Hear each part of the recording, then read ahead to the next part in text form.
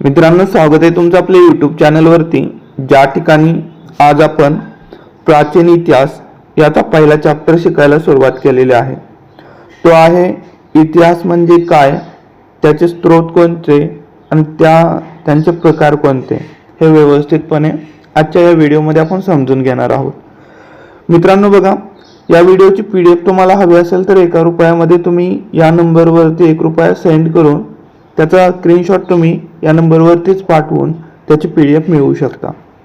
सुरुवात करूया। बघा, इतिहास म्हणजे काय, तर इतिहास हा शब्द मूळतः संस्कृत मधून आला। तो असा होता की इति प्लस ह प्लस आस अशा प्रकारे लिहिलेला होता, एकत्रित इतिहास असा बनला। आणि याचा शब्दशः अर्थ जर पाहिलं तर तो असं होतं की असे खरोखर घडले होते। ठीक आहे, काय अर्थ होतो, असे खरोखर घडले होते। आता इतिहास म्हणजे काय, जर याची व्याख्या करायची झाली तर आपण असं म्हणू शकतो, भूतकाळात घडलेल्या घटनांचा, माणसांच्या कृतींचा, समाजाच्या बदलांचा शास्त्रशुद्ध अभ्यास म्हणजेच इतिहास होय। ठीक आहे, व्याख्या लक्षात ठेवा व्यवस्थितपणे। आता मित्रांनो, इतिहासाचा अभ्यास आपण ज्यावेळेस करतो त्यावेळेस आपल्याला हे नाव सुरुवातीला पाहायला भेटतं, कोणतं, हेरोडोटस। हे कोण होते, यांना इतिहासाचा जनक असं म्हटलं जायचं। हे फोटो तुम्ही पाहिलेला असेल। यांना काय केलं की यांना इतिहासाचा जनक असं म्हटलं जायचं, तर यांना सर्वात प्रथम ज्या घटना घडल्या होत्या त्यांना क्रमबद्ध आणि तर्कशुद्ध पद्धतीने लिहायला सुरुवात केली। कोठे, त्यांच्या हिस्टोरीज या ग्रंथामध्ये। तर त्या कशा लिहायच्या बघा, त्या घटनेचे कारण, परिणाम, पार्श्वभूमी हे सर्व काही त्या ह्या ग्रंथामध्ये लिहायचे। त्याच्यासाठी त्यांना विविध ठिकाणी प्रवास केला, लोकांकडून माहिती गोळा केली, वेगवेगळ्या मतांची तुलना केली आणि त्यावेळेस या ग्रंथामध्ये त्यांनी ती घटना लिहिली। म्हणून त्यांना इतिहासाचे जनक असं म्हटलं जायचं, हे लक्षात ठेवा। कोण, हेरोडोटस। आता यांचा काळ जर पाहिला तर तो कोणता होता, इसवी सन पूर्ण 5वे शतक, हे पण लक्षात ठेवा। आता मित्रांनो, इतिहासाचे महत्त्व काय आहे, का आपल्याला तो शिकावा लागतो, तर इतिहास शिकल्यानंतर आपल्याला प्राचीन, मध्ययुगीन, आधुनिक काळातील घटनांची माहिती मिळते, तसंच चुका टाळण्यास मदत होते। पूर्वी झालेल्या चुका समजल्यामुळे भविष्यात योग्य निर्णय आपल्याला घेता येतो, राष्ट्रीय एकता वाढते, स्वातंत्र्य लढा, महान व्यक्तींचे कार्य समजल्यामुळे देशभक्ती निर्माण होते, संस्कृती, परंपरा समजते, समाजाची संस्कृती, धर्म, कला, परंपरांचा विकास कसा झाला हे आपल्याला कळते, वर्तमान समजण्यास आपल्याला मदत होते, आजच्या सामाजिक, राजकीय, आर्थिक परिस्थितीची कारणे काय आहेत हे समजतात, व्यक्तिमत्व विकास होतो, महान व्यक्तींच्या जीवनातून आपल्याला प्रेरणा मिळते। तर हे सर्व काय आपल्याला इतिहासातून शिकायला भेटते, हेच इतिहासाचे महत्त्व आहे। थोडक्यात जर म्हटलं तर इतिहासामुळे मानवाला स्वतःचा भूतकाळ समजतो, वर्तमान स्पष्ट होतो आणि भविष्य घडवण्याची दिशा मिळते। ठीक आहे, हे लक्षात ठेवा। आता इतिहासाचे भाग कोणकोणते आहेत ते व्यवस्थितपणे समजून घेऊया। पहिला आहे प्राचीन इतिहास, मानवाच्या प्रारंभिक जीवनापासून ते साधारणतः 8व्या शतकापर्यंतचा इतिहास। यामध्ये आपल्याला सिंधू संस्कृती, वैदिक संस्कृती, मौर्य, गुप्त काल यांचा अभ्यास करायला भेटतो। हे आपण पुढे पाहणारच आहे एका टॉपिक वरती डिटेल्समध्ये। त्याच्यानंतर येतो मध्ययुगीन इतिहास, हा साधारणतः 8व्या शतकापासून ते 18व्या शतकापर्यंत आपण याचा अभ्यास करत असतो। याच्यामध्ये दिल्ली सल्तनतचा अभ्यास आपण करतो, मुघल साम्राज्याचा अभ्यास करतो, मराठा साम्राज्याचा अभ्यास करतो। त्या अनेक खूप गोष्टी आहेत ज्या आपल्याला याच्यामध्ये शिकायला भेटतात। त्याच्यानंतर येतो आधुनिक इतिहास, याच्यामध्ये 18व्या शतकापासून ते आजपर्यंतचा इतिहास आपण अभ्यासत असतो।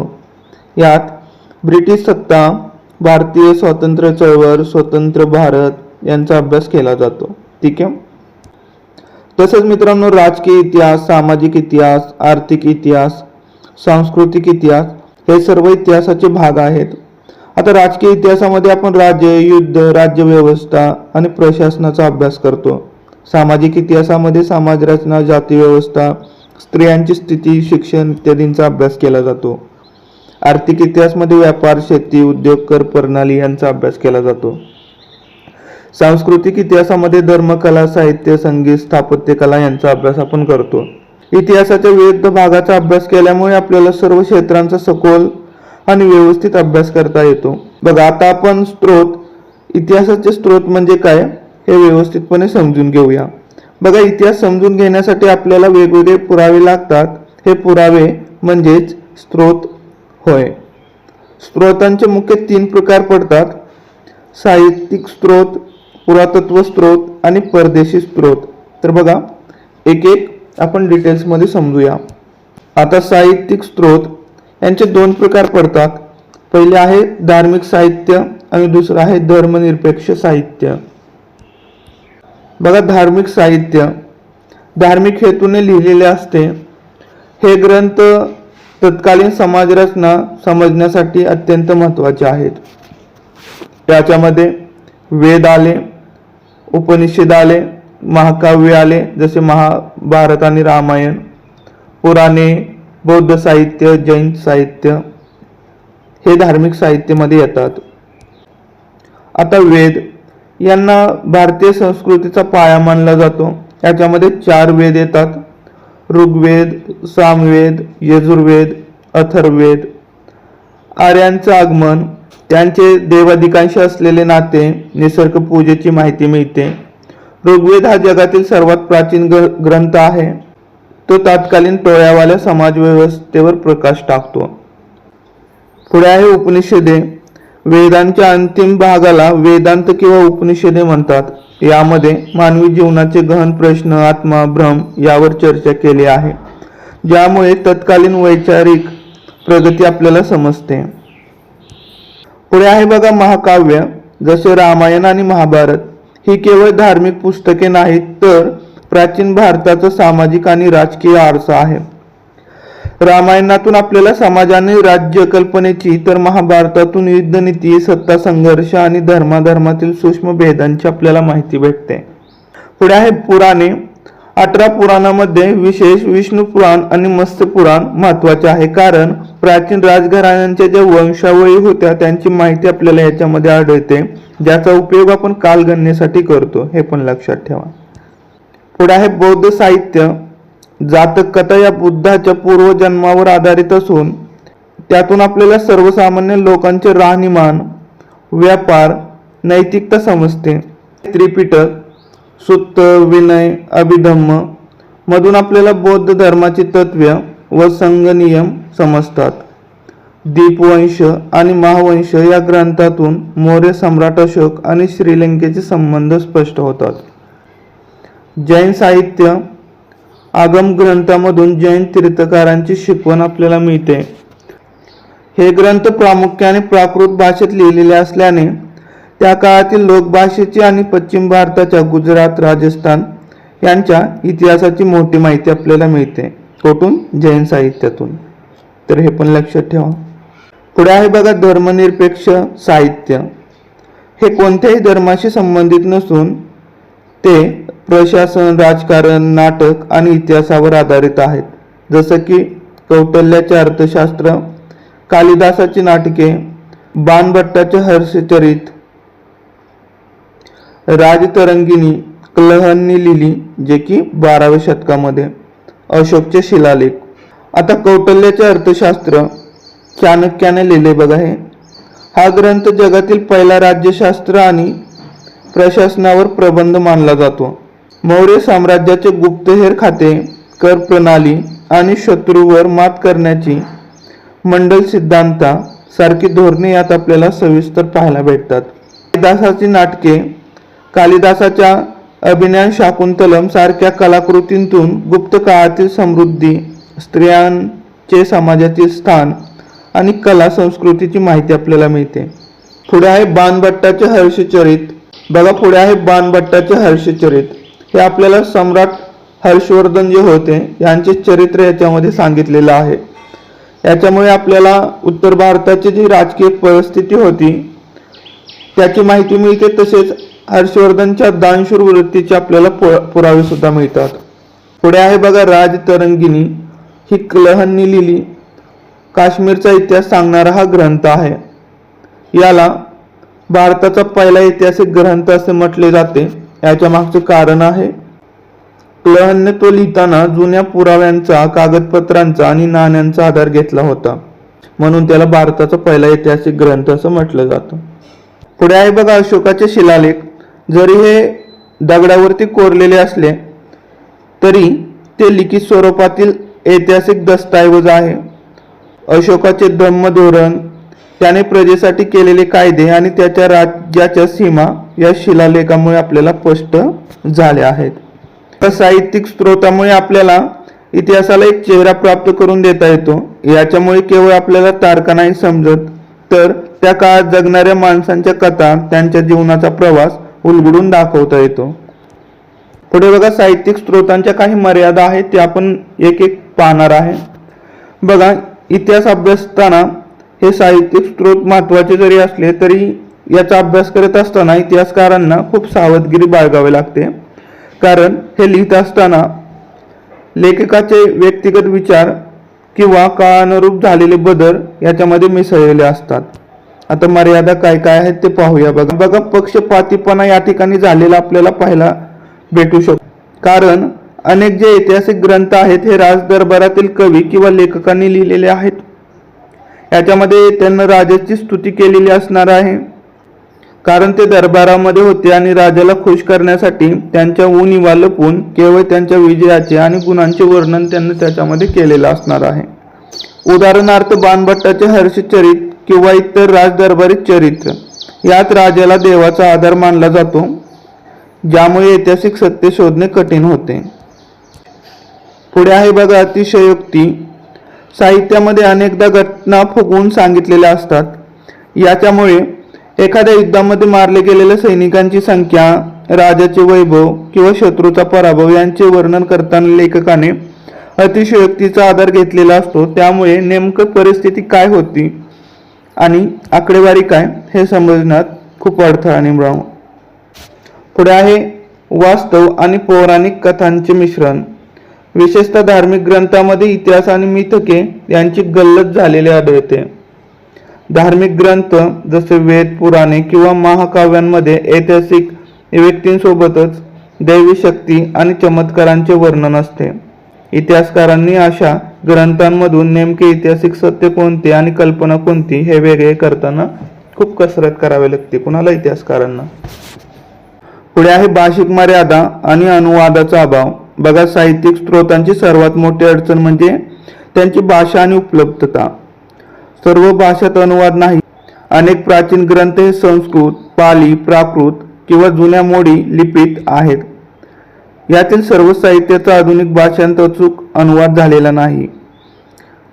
बघा, अर्थाचा अनर्थ होतो. याच्यामुळे अनुवादादरम्यान अनेक मूळ शब्दांचा अर्थ बदलतो, ज्याच्यामुळे चुकीचा इतिहास पुढे येण्याची शक्यता असते. पुढे आहे बघा काळाचा फरक. अनेकदा एखादी घटना घडल्यानंतर शेकडो वर्षांनी तिचे लिखित स्वरूप तयार झालेले असते. उदाहरणार्थ जातक कथा किंवा काही पुराणे ही मूळ घटनेच्या खूप काळानंतर लिहिली गेली. अशा वेळी पाठपुराव्यांमुळे किंवा पिढ्यानपिढ्या चालत आलेल्या गोष्टींमुळे मूळ माहितीत बदल झालेला असतो. पुढे आहे सामाजिक दृष्टिकोनाचा अभाव. बहुतेक साहित्य स्रोत हे उच्चवर्णीय व उच्चभ्रू वर्गातील लोकांनी लिहिलेले असते. यातून राजा, व्यापारी, धार्मिक नेत्यांची माहिती मिळते, परंतु सामान्य जनता, शेतकरी, कारागीर, स्त्रिया यांच्या जीवनाबद्दल खूप कमी माहिती मिळते. म्हणूनच केवळ साहित्यिक स्रोतांवर अवलंबून न राहता इतिहासकार त्यांची सत्यता पडताळून पाहण्यासाठी पुरातत्व पुराव्यांची जसे नाणे, शिलालेख मदत घेतात. जेव्हा दोन्ही पुरावे जुळतात तेव्हाच तो इतिहास प्रामाणिक मानला जातो. पुढे आहे बघा पुरातत्व स्रोत. याच्यामध्ये पहिले येतं ते उत्खनन. आता उत्खनन म्हणजे काय? जमिनीखाली प्राचीन अवशेषांचा जी शोध घेण्याची प्रक्रिया आहे त्यालाच आपण उत्खनन असं म्हणतो. हे इतिहासाचे भौतिक दर्शन आपल्याला घडवतं. जसं की आपण हडप्पा आणि मोहनजोदडो ही दोन शहरे जी शोधून काढली, ही सिंधू संस्कृतीमधील होती. त्या ठिकाणी आपल्याला महान स्नानगृह सापडले, जे की त्या काळामधील आपल्याला प्रगत जी अभियांत्रिकी होती आता उत्खनन करत असताना आपल्याला तेथील नगर रचनेबद्दल माहिती मिळते की सिंधू संस्कृती जी आहे ही जगातील पहिली नागरी नियोजित संस्कृती आहे. तेथील लोकांची जी घरे होती ती पक्क्या विटांची होती. त्या ठिकाणी सांडपाण्याची व्यवस्था केलेली होती. त्या लोकांची स्वतःची लिपी होती, परंतु ती आत्तापर्यंत कोणाला वाचता आली नाही. याला त्याच्यामुळे आद्य इतिहास असं म्हटलं जातं. पण बघा, उत्खननातून आपल्याला सिंधू संस्कृतीबद्दल माहिती मिळते आणि त्या ठिकाणी केलेल्या उत्खननामुळे आपल्याला तेथील भौतिक दर्शन घडून येते. तर उत्खनन हे पहिलं पुरातत्व स्रोत आहे, हे लक्षात ठेवा. आता महत्त्वाची काही उत्खनन स्थळे आहेत त्याच्याबद्दलही आपल्याला माहिती असायला हवी. पहिलं तक्षशिला आहे बघा, हे पाकिस्तानमध्ये आहे. हे प्राचीन काळातील ज्ञानाचे केंद्र होते.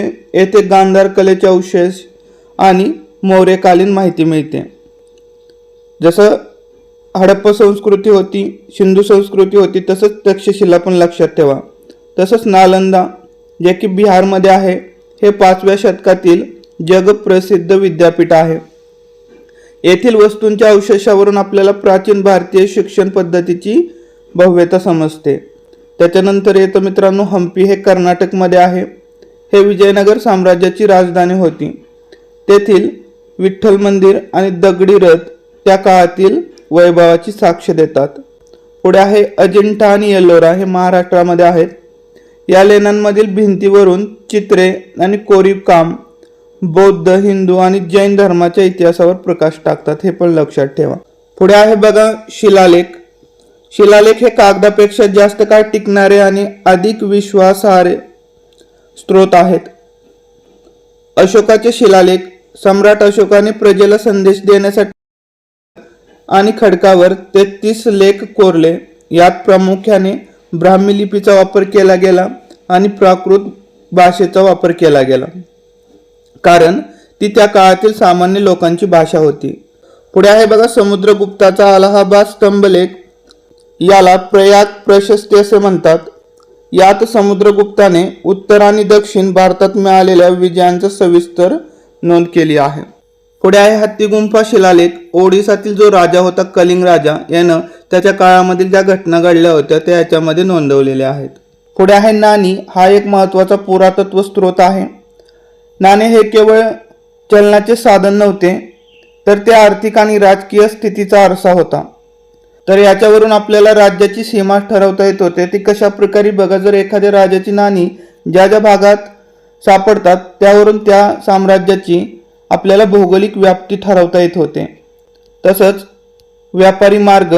भारतात अनेक ठिकाणी रोमन नाणी सापडली आहेत. यावरून प्राचीन काळात भारताचा रोमशी मोठ्या प्रमाणावर व्यापार होता हे सिद्ध होते. पुढे आहे बघा धातू आणि अर्थव्यवस्था. सोन्याच्या नाण्यांचे प्रमाण जास्त असणे हे समृद्धीचे लक्षण मानले जाते. उदाहरणार्थ गुप्तकाळ. या उलट नाण्यामध्ये भेसळ असणे हे आर्थिक घसरणीचे लक्षण मानले जाते. तर हा पण एक पुरातत्व स्रोत आहे नाणी, जे की आपल्याला खूप काही माहिती देऊन जातो. पुढचा स्रोत आहे बघा वास्तुकला. प्राचीन इमारती त्या काळातील सामाजिक आणि धार्मिक जीवनांचे प्रतिनिधित्व करतात. जसे की स्तूप. उदाहरणार्थ सांचीचा स्तूप हा मौर्यकालीन स्थापत्यकलेचा उत्कृष्ट नमुना असून तो बुद्धांच्या स्मृतीशी संबंधित आहे. पुढे आहे मंदिरे. कोणार्कचे सूर्य मंदिर हे ओडिसामध्ये येते आणि खजुराहोचे मंदिर मध्य प्रदेशामध्ये येते. ही मध्ययुगीन काळातील कलेचा कळस आहेत. पुढे आहे किल्ले. उदाहरणार्थ दिल्ली आणि आग्र्याचा किल्ला हे मुघलकालीन सत्तेचे आणि सुरक्षिततेचे प्रतीक आहेत. तर बघा, अशा प्रकारे वास्तुकला हा एक पुरातत्व स्रोत आहे, जे अशा प्रकारे आपल्याला माहिती देऊन जाते. बघा, पुढचा पुरातत्व स्रोत आहे मूर्ती व कलाकृती. उदाहरणार्थ बघा गांधार आणि मथुरा शैली. तर या शैलीमध्ये, गांधार शैलीमध्ये आपल्याला ग्रीकांचा प्रभाव दिसतो, जसे की बुद्धांचे केस कुरळे असणे. तर मथुरा शैलीमध्ये पूर्णपणे भारतीय परंपरेवर आधारित आपल्याला ही शैली पाहायला भेटते. तसंच नटराज. चोल साम्राज्यातील नटराजाची कांस्य मूर्ती गती आणि कलेचा अद्भुत संगम आहे. पुढे आहे खेळणी. उत्खननात सापडलेली जसे की मातीची बैलगाडी असेल आणि वेगवेगळ्या खेळण्या असतील, याच्यावरून आपल्याला त्या लोकांच्या दैनंदिन जीवनातील माहिती मिळते आणि मनोरंजनाची माहिती सुद्धा मिळते, हे पण लक्षात ठेवा. आता याचे महत्त्व आणि मर्यादा काय आहे ते पाहूया. बघा, महत्त्व: लिखित इतिहास उपलब्ध नसताना, उदाहरणार्थ पाषाण युग, पुरातत्व स्त्रोत हेच एकमेव साधन असतात. यात लिखित साहित्यांचा पक्षपातीपणा नसतो, हे पण लक्षात ठेवा. पुढे आहे मर्यादा: लाकूड किंवा कापडासारख्या वस्तू निसर्गात नष्ट होतात, तसेच उत्खननात मिळालेल्या वस्तूंचा अर्थ लावताना पुरातत्वशास्त्रज्ञांकडून मानवी चुका होण्याची शक्यता असते. पुढचा जो स्त्रोत आहे तो आहे बघा परदेशी स्त्रोत. हा खूप महत्त्वाचा आहे, कारण ज्यावेळेस भारतीय लेखकांनी इतिहास लिहिला तर त्याच्यामध्ये त्यांना राजांची स्तुती केलेली असू शकते, अतिशयोक्तीपणा असू शकतो, परंतु जर परदेशी लेखकांना जे लिहिलं असेल ते जे पाहिलं तेच त्यांना लिहिलेलं असेल, म्हणून हे पण खूप महत्त्वाचं आहे. आता याच्यामध्ये ग्रीक व रोमन लेखक येतात. प्राचीन काळात भारत आणि ग्रीस यांच्यातील व्यापारी आणि राजकीय जे संबंध होते, अलेक्झांडरच्या स्वारीनंतर हे संबंध अधिकच रूढ होत गेले. आता ग्रीक व रोमन लेखक याच्यामध्ये पहिला जो येतो तो येतो मेगास्थनीज. तर हा सेल्युकस निकटरचा राजदूत होता. त्याने त्याच्या इंडिका या ग्रंथात मौर्यकालीन भारताचे वर्णन केले आहे. विशेषतः पाटलीपुत्र शहराची भव्यता, तिथली 7 वर्गाची समाजव्यवस्था आणि शिस्तबद्ध सैन्य प्रशासनाचे कौतुक केले आहे. पुढे येतो तो प्लिनी. या रोमन लेखकाने भारताच्या नैसर्गिक संपत्तीचे वर्णन केले आहे. त्याने हळहळ व्यक्त केली होती की भारताकडून मसाले, रेशीम विकत घेण्यासाठी रोमकडे सोने मोठ्या प्रमाणात भारतात जात आहे. ठीक आहे, तर रोमकडील जे सोने आहे हे मसाला आणि रेशीम विकत घेण्यासाठी मोठ्या प्रमाणामध्ये भारतात येत आहे, हे त्याने त्याच्यामध्ये लिहून त्याची हळहळ व्यक्त केली होती. यावरून आपल्याला मित्रांनो भारताच्या समृद्ध व्यापाराची कल्पना येते. पुढे आहे बघा एरियन आणि स्ट्रॅबो. यांनी अलेक्झांडरच्या आक्रमणाचे आणि भारताच्या भौगोलिक सीमेचे वर्णन करून भारताचा नकाशा जगासमोर मांडला आहे. ग्रीक आणि रोम लेखकानंतर आता चीनी प्रवासी भारतामध्ये आले.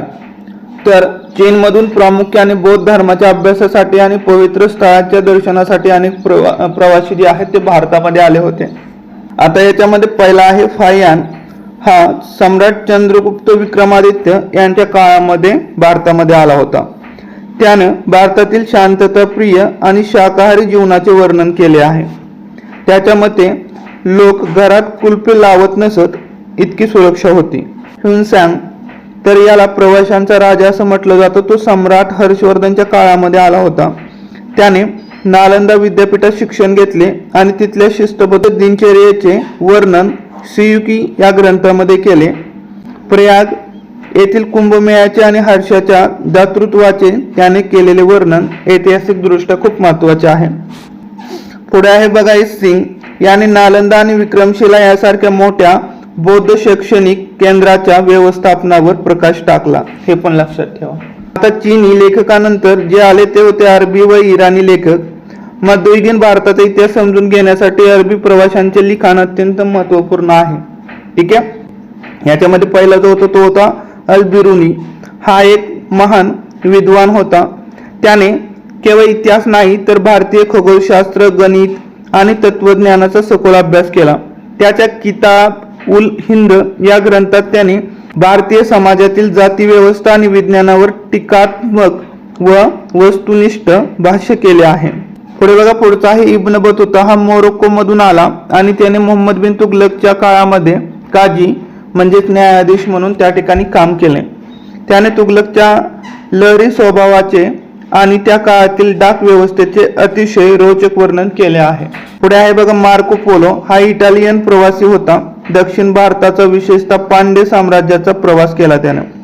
तेथील मोती व्यापार आणि लोकांच्या राहणीमानाचे वर्णन त्याने केलेलं आहे. आता परदेशी स्त्रोतांचे जे महत्त्व आणि मर्यादा आहेत ते आपण या ठिकाणी समजून घेऊया. सुरुवातीला महत्त्व काय आहे. आता कालक्रमानुसार मांडणी. तर भारतीय साहित्यात तारखांचा अनेकदा अभाव आपल्याला पाहायला भेटतो, परंतु ह्युनसांग किंवा मेगास्थनीज यांच्या नोंदीमुळे भारतीय इतिहासाचा अचूक कालखंड आपल्याला निश्चित करता येतो. आता सांस्कृतिक देवाणघेवाण. भारताचा रोम, चीन आणि अरब देशांशी असलेला व्यापार आणि सांस्कृतिक संबंध या प्रवाशांमुळे जगाला समजले आहे. पुढे आहे सामान्य लोकांचे जीवन. दरबारी कवी फक्त राजाचे वर्णन करत, पण हे प्रवासी बाजारपेठ, रस्ते आणि सामान्य लोकांच्या सवयींबद्दल लिहित असत. पुढे आहे बघा मर्यादा. तर मर्यादा काय काय होत्या बघा. पहिली आहे भाषेची अडचण. अनेक प्रवासी जे भारतामध्ये आले त्यांना संस्कृत किंवा स्थानिक भाषा येत नव्हत्या. त्यामुळे ऐकीव माहितीवरून त्यांनी काही चुकीचे निष्कर्ष काढले. जसं मेगास्थनीजने म्हटले की भारतात गुलामी नव्हती, पण प्रत्यक्षात ती वेगळ्या स्वरूपात अस्तित्वात होती. पुढे आहे बघा धार्मिक चष्मा. चीनी प्रवासी बौद्ध धर्माचे कट्टर अनुयायी होते. त्यांच्या लिखाणात बौद्ध राजांबद्दल अधिक आदर, तर इतर धर्माबद्दल काहीसा दुर्लक्ष भाव दिसतो. पुढे आहे बघा अतिशयोक्ती. काही लेखकांनी काय केले की भारताला सोने पिकवणारी भूमी किंवा विचित्र प्राणी असणारा देश अशा कल्पित कथांच्या आधारेही मांडले आहे. हे पण लक्षात ठेवा. तर अशा प्रकारे मित्रांनो आपण इतिहास म्हणजे काय, त्याचे स्रोत आणि प्रकार समजून घेण्याचा प्रयत्न केला. मित्रांनो तुम्हाला काय अडचण असेल तर कमेंट बॉक्समध्ये विचारा. काही चुकीची माहिती याच्यामधून गेली असेल तरी कमेंट बॉक्समध्ये सांगा, त्याला आपण दुरुस्त करण्याचा प्रयत्न करू. ठीक आहे. व्हिडिओ आवडल्यास लाईक करा, मित्रांमध्ये शेअर करा. Thanks for watching.